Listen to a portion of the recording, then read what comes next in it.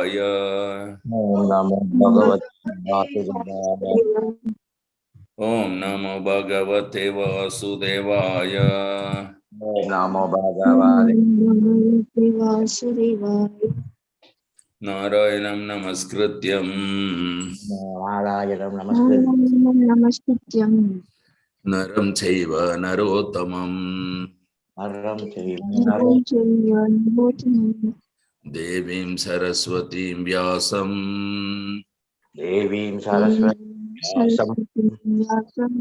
Tato Jayamudirayet Jayamudira Nashta Prayeshu Abhadreshu Nashtaprayeshu abhadreshu Nityam Bhagavata Sevaya Nityam Bhagavata Sevaya Bhavati Ruttama Sloke Bhagavati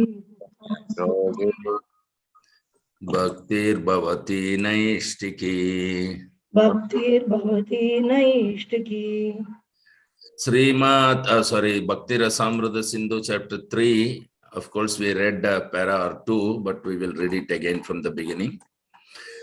Chapter 3, eligibility of the candidate for accepting devotional service. On account of his association, can everybody see my screen? Yes. On account of his association with Mahatmas or great souls, 100% engaged in the devotional service of the Lord, one may attain a little bit of attraction for Sri Krishna. But at the same time, one may remain very much attached to fruitive activities and material sense enjoyment and not be prepared to undergo the different types of renunciation. Such a person, if he has unflinching attraction to Krishna, becomes an eligible candidate for discharging devotional service.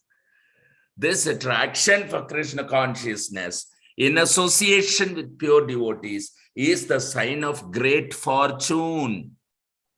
It is confirmed by Lord Chaitanya that only the fortunate persons, by the mercy of both the bona fide spiritual master and Krishna, will get the seed of devotional service. In this connection, Lord Krishna says in Srimad Bhagavatam 11th canto 20th chapter verse 8, my dear Uddhava, only by exceptional fortunate does someone become attracted to me. And even if one is not completely detached from fruitive activities or is not completely attached to devotional service, such service is quickly effective. Devotees may be divided into 3 classes. The devotee in the first or uppermost class is described as follows. He is very expert in the study of relevant scriptures, and he is also expert in putting forward arguments in terms of those scriptures. He can very nicely present conclusions with perfect discretion and can consider the way of devotional service in a decisive way. He understands perfectly that the ultimate goal of life is to attain to the transcendental loving service of Krishna, and he knows that Krishna is the only object of worship and love. This first-class devotee is one who has strictly followed the rules and regulations under the training of bona fide spiritual master and has sincerely obeyed him in accord with revealed scriptures. Thus, being fully trained to preach and become a spiritual master himself, he is considered first class. The first-class devotee never deviates from the principles of higher authority, and he attains firm faith in the scriptures by understanding with all reason and arguments. When we speak of arguments and reason, it means arguments and reason on the basis of revealed scriptures. The first-class devotee is not interested in dry speculative methods meant for wasting time. In other words, one who has attained a mature determination in the matter of devotional service can be accepted as the first-class devotee. The second-class devotee has been defined by the following symptoms. He is not very expert in arguing on the strength of revealed scriptures. but he has firm faith in the objective. The purport of this description is that the second class devotee has firm faith in the procedure of devotional service unto Krishna, but he may sometimes fail to offer arguments and decisions on the strength of revealed scripture on an opposing party. But at the same time, he is still undaunted within himself as to his decision that Krishna is the supreme object of worship. The neophyte or third class devotee is one whose faith is not strong and who at the same time does not recognize the decision of the revealed scripture. The neophyte's faith can be changed by someone with strong arguments or by an opposite decision. Unlike the second class devotee, who also cannot put forward arguments and evidences from the scripture, but who still has all faith in the objective, the neophyte has no firm faith in the objective. Thus, he is called a neophyte devotee. For the classification of neophyte devotees made in the Bhagavad Gita, it is stated that 4 classes of men, namely those who are distressed, those who are in need of money, those who are inquisitive, and those who are wise, begin devotional service and come to the Lord for relief in the matter of their respective self-satisfaction. They go into some place of worship and pray to God for mitigation of material distress or for some economic development or to satisfy their inquisitiveness. And a wise man who simply realizes the greatness of God is also counted among the neophytes. Such beginners can be elevated to the second class or first class platform if they associate with pure devotees. An example of the neophyte class is Maharaja Dhruva.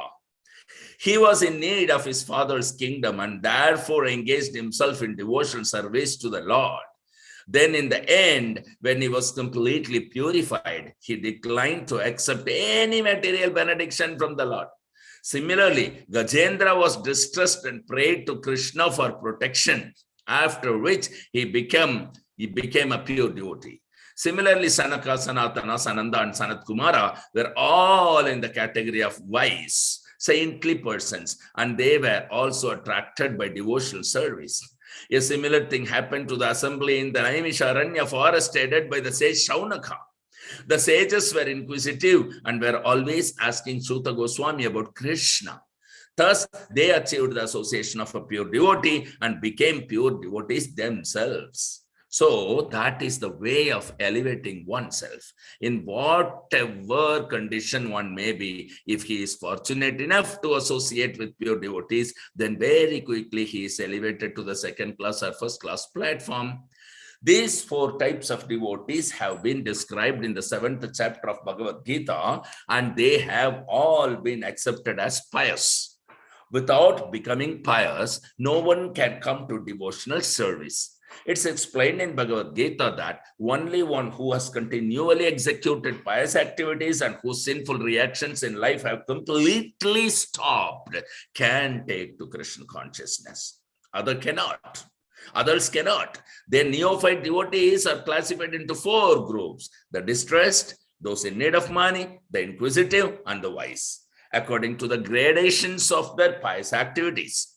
Without pious activities, if a man is in a distressed condition, he becomes an agnostic, a communist, or something like that, because he doesn't firmly believe in God. He thinks that he can adjust his distressed condition by totally disbelieving in him. Lord Krishna, however, has explained in the Gita that out of these 4 types of neophytes, the one who is wise is very dear to him. Because a wise man, if he is attached to Krishna, is not seeking an exchange of material benefits. A wise man who becomes attached to Krishna does not want any return from him, either in the form of his relieving his distress or in gaining some money. This means that from the very beginning, his basic principle of attachment to Krishna is more or less love. Furthermore, due to his wisdom and study of Shastras, scriptures, he can also understand that Krishna is the Supreme Personality of Godhead. It is confirmed in Bhagavad Gita that after many, many births, when one becomes actually wise, he surrenders unto Vasudeva, knowing perfectly well that Krishna, Vasudeva, is the origin and a cause of all causes. Therefore, he sticks to the lotus feet of Krishna and gradually develops love for him. Although such a wise man is very dear to Krishna, the others are also accepted as very magnanimous, because even though they are distressed or in need of money, they have come to Krishna for satisfaction. Thus, they are accepted as liberal, broad-minded Mahatmas. Without being elevated to the position of a jnani or wise man, one cannot stick to the principle of worshipping the Supreme Personality of Godhead. The less intelligent are those whose intelligence has been taken away by the spell of Maya, or attached to different demigods on account of the influence of the modes of nature. The wise man is he who has thoroughly understood that he is spirit soul and not simply a body. Because he realizes that he is spirit and Krishna is the supreme spirit, he knows that his intimate relationship should be with Krishna, not with this body. The distressed and the man in want of money are in the material concept of life, because distress and need of money are both in relationship with this body. One who is inquisitive may be a little above the distressed and the man in need of money, but still he is on the material platform. But a wise man who seeks Krishna knows perfectly well that he is spirit soul or Brahman, and that Krishna is the supreme spirit soul or Para Brahman. He knows that the spirit soul, being subordinate and finite, should always dovetail himself with the infinite and supreme soul Krishna. That's the relationship of the wise man with Krishna. It can be concluded that a person who is freed from the bodily concept of life is an eligible candidate for pure devotional service. It is also confirmed in the Bhagavad Gita that after Brahman realization, when one is freed from material anxieties and can see every living entity on an equal level, he is eligible to enter into devotional service. As stated before, there are three kinds of happiness: material, spiritual, and devotional. Devotional service and the happiness due to its execution are not possible as long as one is materially affected. If someone has a desire for material enjoyment or for becoming one with the Supreme, these are both considered material concepts. Because the impersonalists cannot appreciate the spiritual happiness of association and the exchange of loving affairs with the Supreme Personality of Godhead, their ultimate goal is to become one with the Lord. This concept is simply an extension of the material idea. In the material world, everyone is trying to be the topmost headman among all his fellow men or neighbors, either communally, socially, or nationally. Everyone is competing to be greater than all others in the material concept of life. This greatness can be extended to the unlimited, so that one actually wants to become one with the greatest of all, the Supreme Lord. This is also a material concept, although maybe a little more advanced. However, the perfect spiritual concept of life is complete knowledge of one's constitutional position, in which one knows enough to dovetail himself in the transcendental loving service of the Lord. One must know that he is finite and that the Lord is infinite.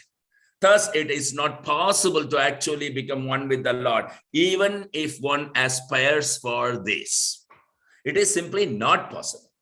Therefore, anyone who has any desire or aspiration for satisfying his senses by becoming more and more important, either in the material sense or in the spiritual sense, cannot actually relish the really sweet taste of devotional service. Srila Rupa Goswami has therefore compared possessing this bhakti, material, and mukti, liberation, desires, with being influenced by the black art of a witch. In both cases, one is in trouble. Bhakti means material enjoyment, and mukti means to become freed from material anxiety and to become one with the Lord.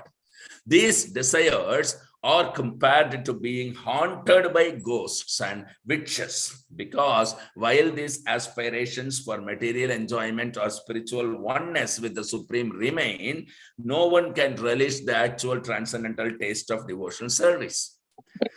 A pure devotee never cares for liberation. Lord Chaitanya Mahaprabhu prayed to Krishna, "My dear son of Nanda, I don't want any material happiness in the shape of many followers, nor immense opulence in wealth, nor any beautiful wife, nor do I want cessation from material existence. I may take many births one after another, but what I pray from you is that my devotion unto you may always remain unflinching." The attention of a pure devotee is so much attracted to glorification of the Lord's pastimes, name, qualities, forms, etc., that a devotee does not care for mukti. Sri Bilva Mangala Thakur has said, "If I am engaged in devotional service unto you, my dear Lord, then very easily can I perceive your presence everywhere.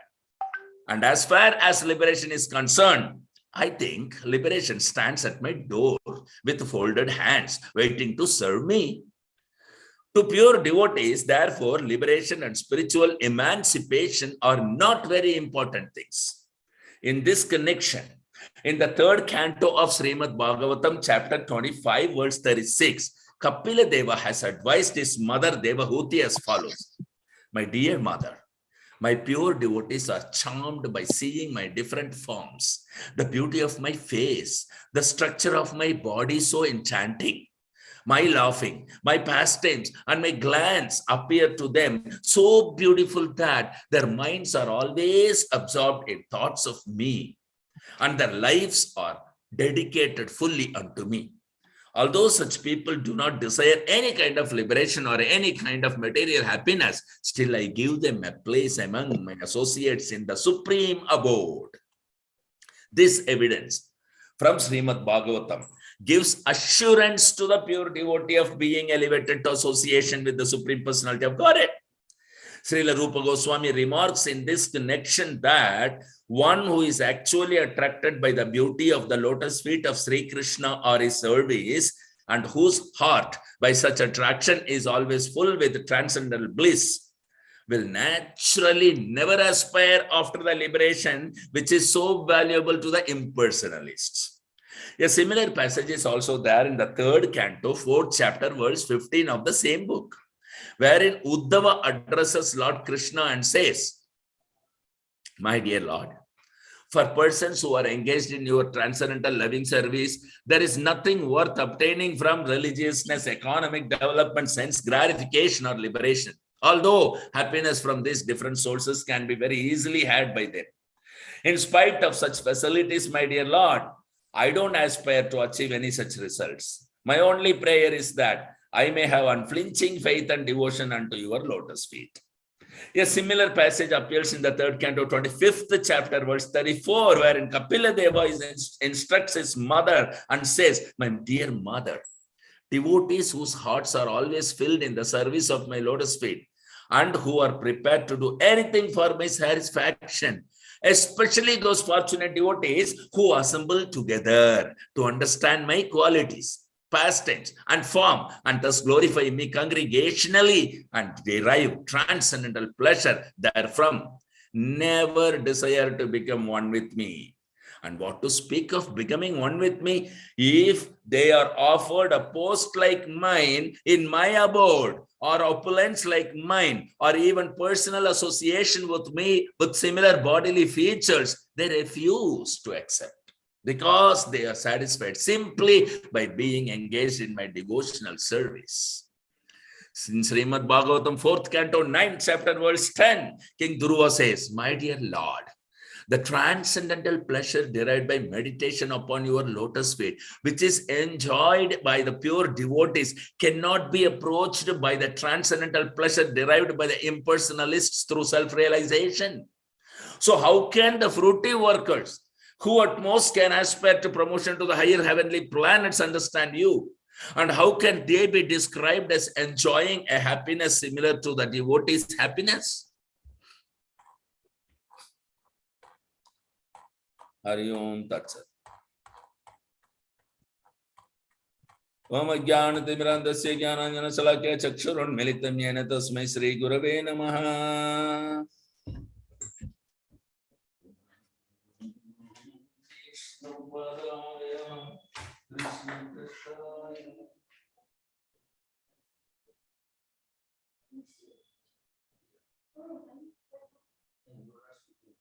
Okay.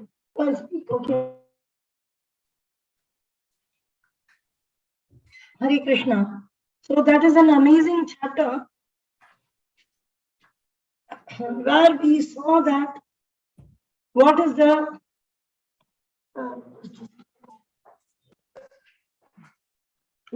qualification required for a person who has to accept devotional service. Here, initially, Srila Prabhupada is giving 3 different categories: Kanishta Adhikari, Madhyama Adhikari, and Uttama Adhikari. The first 3-4 paragraphs gives the definition of who is the Kanishta Adhikari or neophyte devotee, who is the Madhyama Adhikari, and who is the Uttama Adhikari, the first class devotee, the second class devotee, and the third class devotee. So the third class is called neophyte devotee. So what is the definition? So the neophyte devotee or the third class devotee is the one who has not developed complete faith. His faith can be shaken. He is not fixed up. First, Prabhupada is giving the first class devotee, who is Uttama Adhikari. That he has very simple. Prabhupada starts the sentence of Uttama Adhikari definition by saying, one who has surrendered to the spiritual master, pure devotee, served him nicely, pleased him. This is the Uttama Adhikari definition. Okay? Okay. So you see the statements on hand. Nimai, can you go up a little? First was starting. Now, on account of his association with Mahatmas or great souls, 100% engaged in devotional service of the Lord, one may attain a little bit attraction for Krishna. So who is the Mahatma is explained later. Even Madhyama Adhikari and Uttama Adhikari, everybody, they are all Mahatmas. Even Kanishta Adhikari is a Mahatma.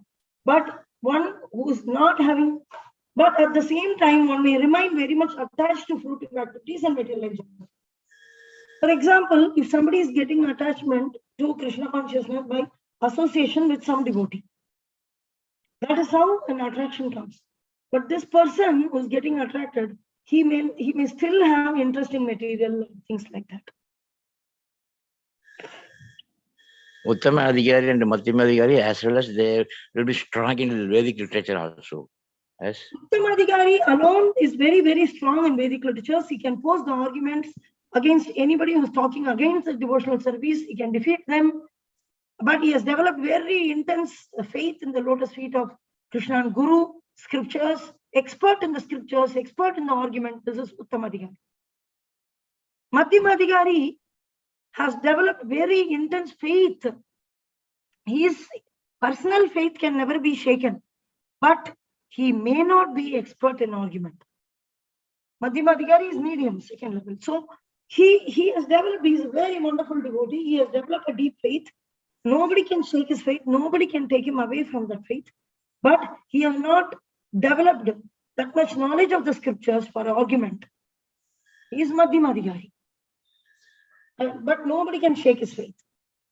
Third is neophyte devotee or Kanishta Adhikari. Kanishta Adhikari's faith is very, very soft or tender, that when somebody talks like this, they listen that like that and they appreciate everything. So don't discriminate based on the scriptures. They don't understand. Their faith is not fully developed, but they have come in touch with devotional service. So even the Kanishta Adhikari is called Mahatma. Mahatmanastu mam partha devim prakritim ashrita.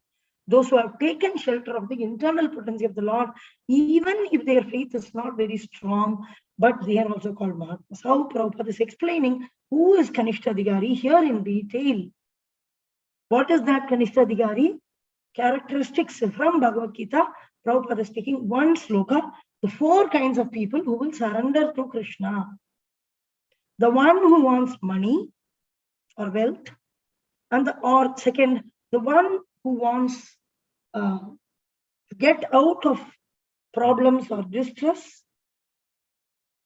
And the third is the one who's inquisitive, who is God or whatever challenging spirit but want to know. And the fourth is wise people. All these 4 are considered neophyte devotees or beginning or 3rd class devotee. But they are devotees. Why? Because they are approaching Krishna. Unless otherwise one is very pure or pious, one cannot approach Krishna. But how did they attain this piety? What is that?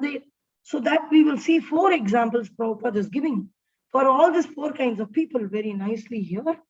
The first is the one who is in need of money or wealth or opulence is Dhruva Maharaj. He is a neophyte devotee.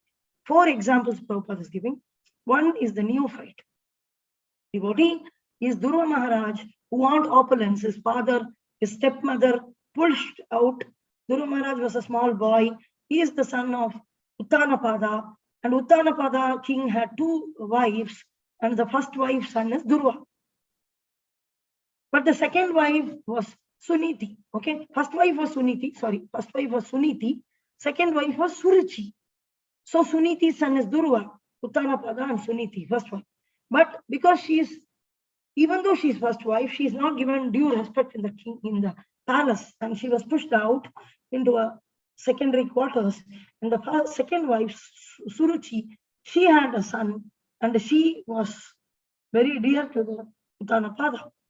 So Dhruva one day wanted to sit on the lap of his father. He saw that his younger brother, Suruchi's son, is sitting, and he also wanted to sit. So when he went and tried to sit on the lap, then the second stepmother, she pushed him out of the lap of the father. Dhruva fell down.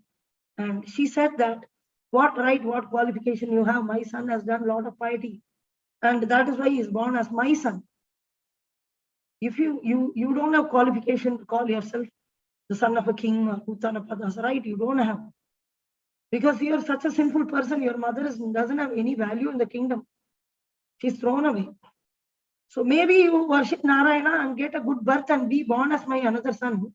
Then maybe you will have some opportunity to sit on the lap of your Uttanapada, your father. Otherwise, you don't have qualification, get out. Very harsh words she has spoken. And it is because he's a Kshatriya spirit, and Dhruva as a small 5-year-old boy, this has affected him so much, he came to his mother Suniti. Suniti, being an amazing personality who is having a clear vision on the speeches, she's not affected. She's a kind of a devotee also. We can see here how when the son came and told this with great anger, then the mother said, yes, what Suruchi is telling is true. How beautiful, no emotionally entangled, no mental speculation, no living in mental platform, clear vision based on Shastra. The mother, qualified mother to beget a child. Not the pig is also begetting children. But when we beget children, they have to be educated very nicely in the matter of Krishna consciousness, mainly in the matter of we are not the body, we are spirit, soul, we are eternal servant of Krishna, this life is temporary, and we are taking this body is like a vehicle, we take many births. Atma Jnana, proper Jnana should be given, not sentimentally attached to Krishna, but philosophically knowing about Krishna and then become attached to Krishna. This is the knowledge. So you know what is the answer Suniti gave? Suniti told, yes, it is true what your stepmother told. All our life, whatever we are seeing right now, is based on our previous karma. Previous karma's result, the fruit only we are reaping now. So according to that, if we see, she is very nicely treated as the main queen in the kingdom. But I am thrown away. This actually means in last life, I have done a lot of pava karma. And you are also born as my son, so you are also having pava karma, so you are not getting due respect as a Rajakumar or a prince. But she is having pious results. So she is having that position. This is true. What she said is true. What is there to get angry about it? Then Dhruva Maharaj is also telling that maybe you can worship Narayana and you can become son, my son, then next life, maybe you'll get opportunity. Yeah. So that boy is asking, how can we get out of this? The mother is telling, yes, only person who can change the head, what is written in our fate, is Supreme Lord Narayan, Krishna. He can change the fate. If he thinks in no time, anybody can become anything. That is his desire. So he can make your life change, fate change. So what she said is true. You worship Narayana, then you will come out of all this. What she said is true. Amazing. Not like she's a stepmother, whatever she's telling is wrong. Lust, greed, envy, anger, like emotionally entangled and blabbering nonsense. No nonsense. She gave the correct vision. This is mother. Worthy of begetting a child in this world is one we can educate the children in this Krishna consciousness or proper and also proper knowledge of existence. Otherwise, better not beget only. Even animals are begetting children. That too, in one delivery, they will beget 5-6 puppies. So kittens. But human being is begetting only one. We have to educate them properly. Putra. So we very nicely have to educate them. So some people who are karmically entangled will tell that we are begetting children because he will put naraka. There is a naraka called put. So putra means one who will deliver from the naraka put. So he will deliver the father by performing karmic activities, pious activities. After the death, 10 days he will do karma and all. Then the baby will deliver the father. No, the duty of the father is to educate the baby. Kaumaram acharet prajna.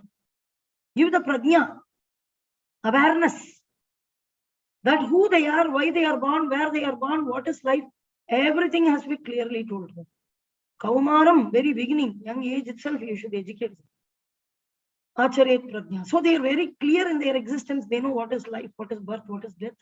Very, very clear how to handle people, what they are, how every tree and bird and animal, everybody is entangled in 84 lakh species of forms. Everything they are clearly knowing.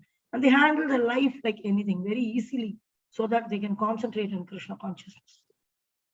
Because about life, they know everything. No need to worry at all. So conscious about the existence of Supreme Lord and his power. How not simply sentimental, very, very, as Paramatma, Brahman, is omnipotent, omnipresent, everywhere he is there, where he is not there. So amazing, amazing understanding that it brings a total fearlessness in life. So Dhruva Maharaj went and he on the way he met one Mahatma. Even though his mother is a Mahatma only, for distress you go and approach Narayana. And she is sending the son to forest. Which mother will send a 5-6-year-old baby to the forest? Then Dhruva is going to the forest and then he meets a spiritual master because Narada Muni who instructs him about Krishna consciousness and the mantra. So then Dhruva Maharaj, even though he had that intention for material benefit, because he had the association with Narada Muni, he had some understanding this, nothing in this world is temporary, even the material benefit. So even though he went to the forest for meditate, for getting a Rajya, big kingdom better than his father. He wanted to get a kingdom better than the father. That is his requirement. But when Lord appeared in front of him, because he had association with Narada Muni, he said, no, I don't want all these things. I just want your devotion. But Lord said that, no, you came for a purpose. I know that. So I will give you a kingdom, Dhruva Loka. I'll create a separate Loka, Dhruva Loka. Every planet will go around you. All the planets have to circumnavigate, parikrama. They have to do parikrama of you, production. In this way, he approached, but because of the association of Narada Muni, he just gave up that. So even if somebody approaches the Supreme Lord, that is neophyte, example 1, for those who are in the distress. What is that? Jnanisa Paradarshapa. That sloka in Bhagavad Gita where Krishna is mentioning 4 kinds of people who will surrender unto him.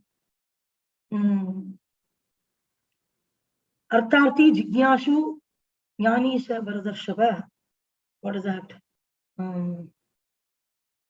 Artharti Jigyashu Chaturvida Bhajante Mam Ananyabhak Sadur No. Chaturvida Bhajante Mam This is the one. This is the sloka. 4 kinds of people who will surrender unto me. Second, the distress neophyte. Devotee is Gajendra. He was in a great distress. And he was a great elephant king. 1,000 wives he had, and the king of all elephants, Gaja Indra. There is no better elephant in the entire universe than Gajendra, so powerful. But a crocodile caught his feet in the water. So the crocodile was drinking blood and becoming strong. And it is in the water which is comfortable, but the elephant is from the land, but it is inside the water. So and losing blood also, it was losing. And many thousands of it fought for thousands of years. In this way, it's about to finish. At that time, from the pond, it picked up a lotus and offered to the Supreme Lord and performed service.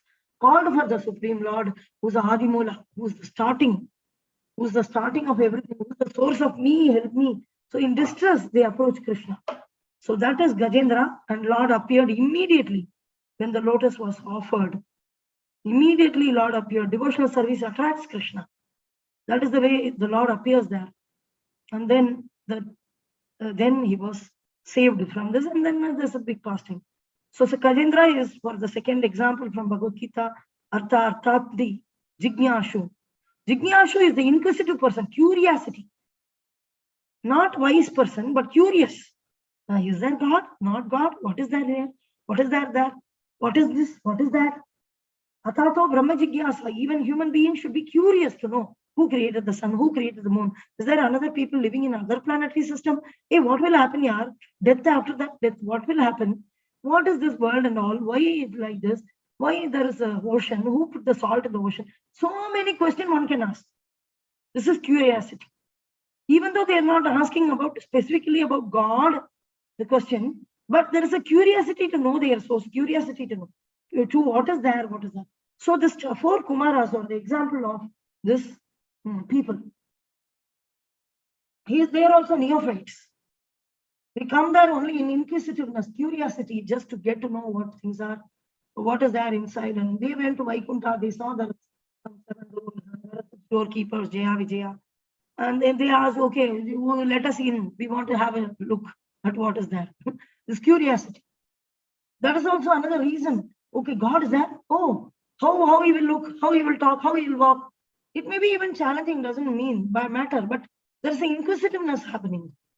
Questioning about our existence, about our God, whether God is there, not, how, where, everything, inquisitiveness.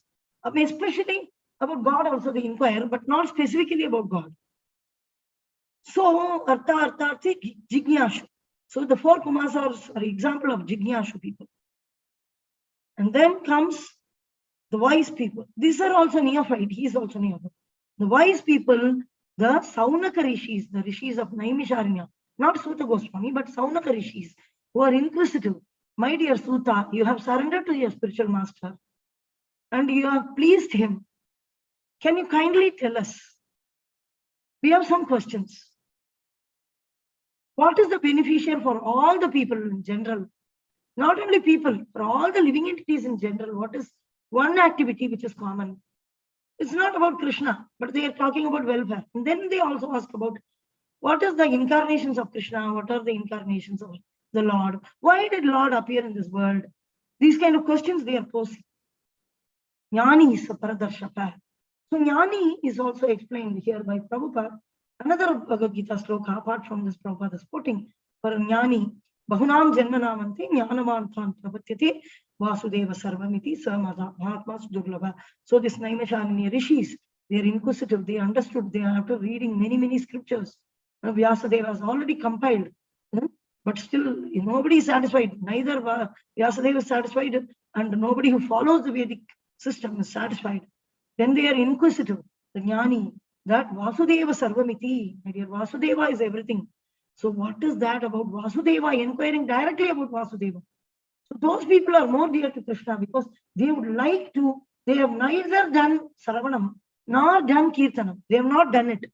But they are opening their ears for Sravanam. Even that attracts Krishna. Sravanam has not yet happened.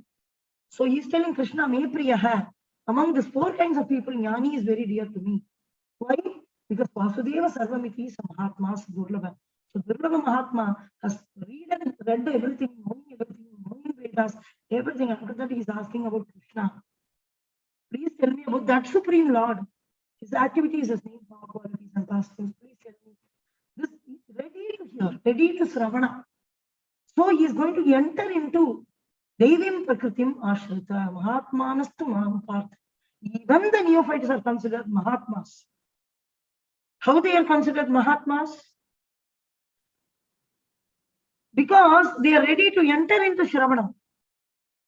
Now none of the senses were working in material world. But now they are stepping into the Daivim Prakritim Ashrita. They are ready to take shelter, Ashraya, of the Daivim Prakriti, internal potency. Because they are ready, they approached Krishna. Even this other, the one who approached Krishna, for some reason they have approached Krishna. Instead of approaching demigods, who are materialistic people, they have approached Krishna. So approach Krishna, approach devotional service. See, approaching Krishna, three people approach Krishna. Those who want money, those who want to get away from distress, and those who are curious. Approach Krishna. They are considered neophytes also. And Jnani approach devotional service, Ravanam, ready to hear about Krishna. He is more dear to Krishna than who directly approaches Krishna. How beautiful is this verse? Why the last person, Jnani, is more dear to Krishna? Because he is approaching devotional service. Mahatmanastu Mahapartha Daivim Prakritim Ashrita. Topmost of this Mahatmas. So even a normal person, a common man, he somehow comes in touch with this Mahatma. He will also have desire to practice Krishna consciousness. That is the first paragraph. After the paragraph, Prabhupada is explaining about three Kanishta Adhikari, Madhyama Adhikari, Uttara. So this Kanishta Adhikari, neophyte devotee or third class devotee is the definition which is given here. What is the qualification to pick up Krishna consciousness? So this is the overall view of this chapter. So can we read the next chapter for some time?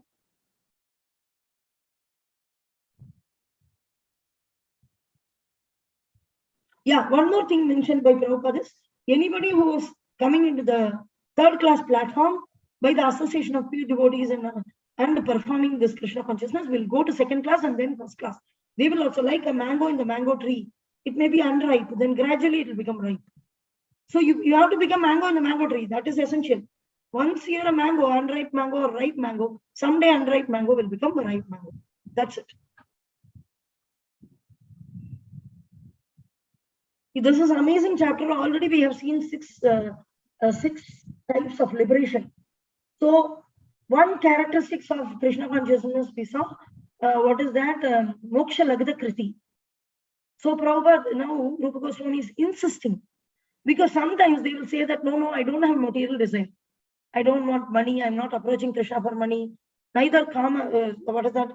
Dharma, Artha, Kama, Moksha. I'm not going according to Vedic scriptures. I'm not going according to this distress, material distress or money. I'm not going out of curiosity. No, I'm approaching Krishna directly. But I may have desire. Spiritual desire is okay. You cannot have material desire. All your spiritual desire. You know what is a spiritual desire? To serve Krishna is the only spiritual desire which is qualitative.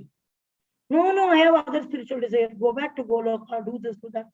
So here it is mentioned. Last time, one more is mentioned by Rupa Goswami in the previous chapter, that how Bhakti and Mukti.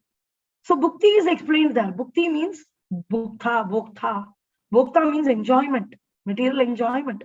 So approaching Krishna for material enjoyment is a very, very third class devotion, very bad devotion, third class. Okay, fine, third class devotion. Not just Bhakti alone is third class devotion, but also Mukti is also third class devotion. That is explained. Then Rupa Goswami is warning us about Bhukta Mukta Spridihina. What is that? Oh Krishna. Very nice verse. Bhukti Mukti Spridihina means it's not interested in Bhukti and Mukti. What is that? Karmi, Jnani, Yogi, Sakale Shantha, Krishna Bhakta Nishkama Atayeva Shantha. So Bhukti Mukti, Bhukti and Mukti, desiring. So Mukti, desirement, liberation, is also third class devotion. So here in this chapter, we will see that actually pure devotional service, when we want to render, then actual devotional service will surpass the desire for all liberation also. We won't even desire Mukti or 6 kinds of liberation. Many evidences are given in this chapter. Next chapter also deals with one should not desire that, oh, why do you are practicing Krishna consciousness? I want to go to Goloka. Why you don't want, you want Goloka without Krishna? Why can't you say, I have forgotten Krishna, I have envied Krishna, I want to develop the prem for Krishna, which I have forgotten him, I want to serve him. This is the actual motive should be. So this going back home, going back home generally means to love Krishna, according to Prabhupada. So that is different. But going to Goloka and or this getting the same form, I am putting Changu Chakra, I am putting a big tilaka like Narayana, I'm going to some Sri Vaishnava temple. And all these are desire for Mukti. So Mukti Mukti Spruha Vihina Jay Bhakta. What is that? Very. Huh? Bhukti Mukti Spruha Vihina Jay Bhakta. Labaite Tako Anurakta. Haribol, Bhaktivinoda Thakur ki jai. So Bhaktivinoda Thakur is saying, I want to be born another life also I can be born. But in the material world, they don't need, I want to go to spiritual world, I want to go here, I want to go there. And Krishna is my visa sealing agent, devotional service my visa sealing agent. No. Anywhere I am, I should not forget Krishna, I should serve him pleasingly. Favorably, I need to serve Krishna, anybody, anywhere I am born. I have to develop my forgotten love for Krishna. Wherever he keeps me, no problem. So so Bhaktivinoda Thakur is praying that I can be born in another life, I don't mind. But Bhukti Mukti Spruha Vihina Jay Bhakta, whichever another devotee association I want. Either I should be born in their family or I should have association of that devotees who will not desire for material devotee, but not desire for material, not desire for spiritual, means liberation. So, because that is the proof that in devotee also there is category. There are devotees who will desire material, which are neophyte devotees, and there are devotees who will desire spiritual, mukti. So, but Bhaktivinoda Thakur is telling that devotee's house I have to be there, that association I want. How many ever material life I am ready to take, no problem. But in every life I want this association. I have to live in this association. What is that association? He will not desire bhakti, material. He will never desire mukti, which is liberation. So this is, Rupa Goswami is also warning this. So this in previous chapter we saw about bhakti, and in this chapter we will see mukti. Okay, so we can read it till the end and tomorrow we can continue. Yeah. Haribol. Chapter 4. You are muted. Yeah. Okay. You want to read? Little slowly, little clearly you read. People will understand instead of just trying to finish it. Is that okay? Yeah. Chapter 4.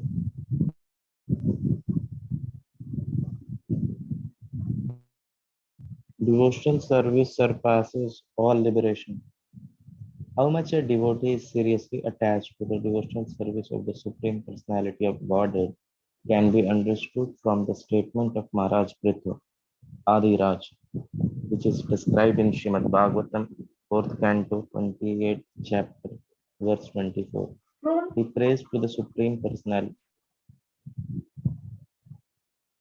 He prays to the Supreme Personality of Godhead thus, My dear Lord, if after taking liberation, I have no chance of hearing the glories of your Lordship, glories chanted by pure devotees from the core of their hearts in praise of your lotus feet, and if I have no chance for this honey of transcendental bliss, then I shall never ask for liberation or this so-called spiritual emancipation. I shall simply always pray unto your Lordship that you may give me millions of tongues and millions of ears so that I can constantly chant and hear of your transcendental glories. The impersonalists desire to merge into the existence of the Supreme, but without keeping their individuality, they have no chance of hearing and chanting the glories of the Supreme Lord. Because they have no idea of the transcendental form of the Supreme Lord, there is no chance of their chanting and hearing of his transcendental activities. In other words, unless one is already beyond liberation, one cannot relish the transcendental glories of the Lord, nor can one understand the transcendental form of the Lord. A similar statement is found in Srimad Bhagavatam, 5th canto, 14th chapter, verse 44. Shukdev Goswami addresses Parikshit Maharaj there and says, the great soul, King Bharata, was so much attached to the service of the lotus feet of Krishna that he very easily gave up his lordship over the earthly planet and his affection for his children, society, friends, royal opulence, and beautiful wife. He was so very lucky that the goddess of fortune was pleased to offer him all kinds of material concessions, but he never accepted any of these material opulences. Sukdev Goswami praises this behavior of King Bharata very highly. He says, any person whose heart is attracted by the transcendental qualities of the Supreme Personality of Godhead, Madhusudana, does not care even for that liberation which is aspired to by many great sages, what to speak of material opulences. In the Bhagavatam 6th canto, 11th chapter, verse 25, there is a similar statement by Vritrasura, who addresses the Lord as follows. My dear Lord, by leaving your transcendental service, I may become a star, or I may gain lordship over all the planetary systems of the universe. But I do not aspire to this, nor do I wish the mystic perfections of yoga practice, nor do I aspire to spiritual emancipation. All I wish for my Lord is your association and transcendental service eternally. This statement is confirmed by Lord Shiva in Srimad Bhagavatam 6th canto, 17th chapter, verse 28, wherein Lord Shiva addresses Sati thus, my dear Sati, persons who are devoted to Narayana, Krishna, are not afraid of anything. If they are elevated to the higher planetary systems, or if they get liberation from material contamination, or if they are pushed down to the hellish condition of life, or in fact in any situation whatever, they are not afraid of anything simply because they have taken shelter of the lotus feet of Narayana. For them, any position in the material world is as good as another. There is a similar statement by Indra, the king of heaven, in Srimad Bhagavatam 6th canto, 18th chapter, verse 74. There Indra addresses Mother Diti in this manner. My dear mother, persons who have given up all kinds of desire and are simply engaged in devotional service to the Lord know what is actually their self-interest. Such persons are actually serving their self-interests and are considered first-class experts in the matter of advancing to the perfectional stage of life. In the 7th canto of Bhagavatam, 6th chapter, verse 25, Maharaj Prahlad says, my dear friends, born into atheistic families, if you can please the Supreme Personality of Godhead, Krishna, then there is nothing more rare in this world. In other words, if the Supreme Personality, Supreme Lord Krishna is pleased with you, then any desire you may have within the core of your heart can be fulfilled without any doubt. As such, what is the use of elevating yourself by the results of fruitive activities, which are automatically achieved in all events by the modes of material nature? And what is the use for you of spiritual emancipation or liberation from material bondage If you are always engaged in chanting the glories of the Supreme Lord and always relish the nectar of the lotus feet of the Lord, then there is no necessity for any of these.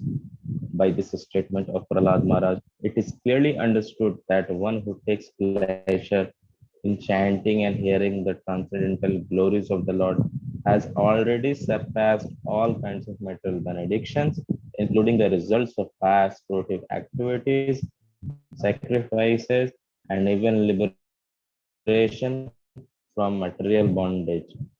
Similarly, in the 7th canto, 8th chapter, verse 42nd, when the demigods are offering prayers to Lord Narasimha, Indra, the king of heaven, says, O Supreme One, these demons talk of our share of participation in performances of ritualistic sacrifices, but simply by your appearance as Lord Narasimha Deva, you have saved us terrible fears.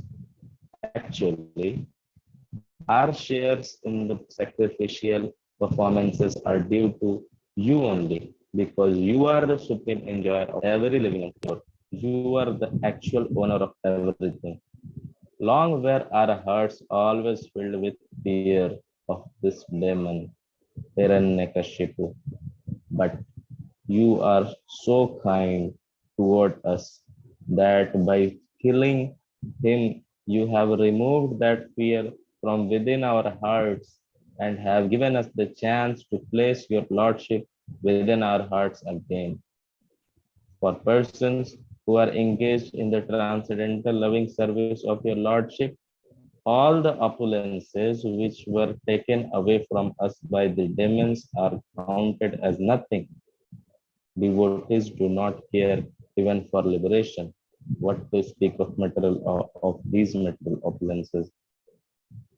Actually, we are not enjoyers of the fruits of sacrifices. Our only duty is to always be engaged in your service, for you are the enjoyer of everything. The purport of this statement by Indra is that beginning from Brahma down to this down to the insignificant ant, no living entities are meant for enjoying the material opulences. They are simply meant for offering everything to the Supreme Proprietor, the personality of Godhead. By doing so, they automatically enjoy the benefit. The example can be cited again to the different parts of the body, collecting foodstuffs and cooking them so that ultimately a meal can be offered to the stomach. After it has gone to the stomach, all the parts of the body equally enjoy the benefit of the meal. So, similarly, everyone's duty is to satisfy the Supreme Lord, and then automatically everyone will become satisfied. A similar verse is found in the 8th canto, 3rd chapter of Srimad Bhagavatam, verse 20. Gajendra says there, my dear Lord, I have no experience of the transcendental bliss derived from your devotional service. So therefore, I have asked from you some favor. But I know that persons who are pure devotees and have, by serving the lotus feet of great souls, become freed from all material desires, are always merged in the ocean of transcendental bliss, and as such, are always satisfied simply by glorifying your auspicious characteristics. For them, there is nothing else to aspire to or pray for. In the 9th canto of the Bhagavatam, 4th chapter, verse 67, the Lord of Vaikuntha replies to Durvasa Muni, thus, my pure devotees are always satisfied being engaged in devotional service, and therefore they do not aspire even after the 5 liberated stages, which are to be one with me, to achieve a residence on my planet, to have my opulences, to possess bodily features similar to mine, and to gain personal association with me. So, when they are not interested even in these liberated positions, you can know how little they care of material opulences or material liberation. There is a similar prayer by the Nagapatnis, wife of Kaliya serpent, in the 10th canto of Srimad Bhagavatam, 16th chapter, verse 37. The Nagapatnis says there, Dear Lord, the dust of your lotus feet is very wonderful. Any person who is fortunate enough to achieve this dust does not care for heavenly planets. Lordship over all the planetary systems, the mystic perfections of yoga, or even liberation from material existence. In other words, anyone who adores the dust of your lotus feet does not care for a fig for all other perfectional stages. There is a similar statement in the 10th canto, 18th, 7th chapter, verse 21, wherein the Shrutis, the Vedas personified, pray to the Lord as follows. Dear Lord, it is very difficult to understand spiritual knowledge. Your appearance here, just as you are, is to explain to us this most difficult subject of knowledge of the Spirit. As such, your devotees who have left their domestic comforts to associate with the liberated acharyas, teachers, are now fully immersed in the devotional service of your Lordship, and thus do not care for any so-called liberation. In explaining this verse, it should be noted that spiritual knowledge means understanding the self and the super soul or super self. The individual soul and the super soul are qualitatively one, and therefore both of them are known as Brahman or spirit. But knowledge of Brahman is very difficult to understand. There are so many philosophers engaged in the matter of understanding the soul, but they are unable to make any tangible advancement. It is confirmed in Bhagavad Gita that out of many millions of persons, only one may try to understand what is spiritual knowledge. And out of many such persons who are trying to understand,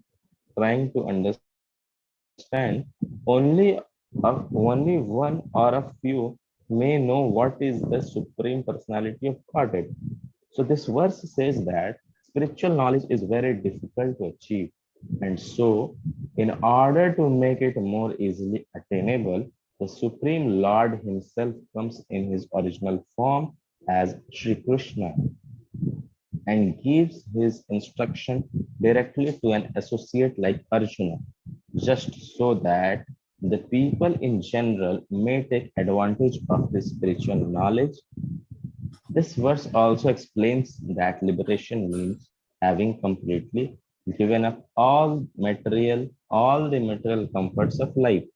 Those who are impersonalists are satisfied by simply being liberated from material circumstances. But those who are devotees can automatically give up the material life and also enjoy the transcendental bliss of hearing and chanting the wonderful activities of Lord Krishna in the Hari 11th canto of Srimad Bhagavatam. Very bold. Hari Nectar Bol. of devotion ki jai. So we saw various evidences. Yeah. Lord Shiva is speaking, and the Nagapatnis are speaking. Many places. Even Durga Maharaj is saying that why I should. Gajendra is also telling I unknowingly called you for this material thing, but actually it is beyond your affection for you is what I require. So in this way, there is so many evidences given in this chapter. Tomorrow we'll continue more evidences given by Rupa Goswami. And also we saw that the 6 kinds of liberation, which the devotees doesn't desire. 5 kinds of liberation. Jai Bhakti Rasamrta ki jai. Yeah. Jai. Bhagavat Satsang ki jai. Yeah. Jai. वाचाकल्पतरुभ्यश्च कृपा कृपा सिन्धुभ्यः सिन्धुभ्यः पतितानां पावनेभ्यो पावनेभ्यो वैष्णवेभ्यो नमो नमः। श्रील प्रभुपाद की जय। जय गुरु महाराज की जय। जय। जय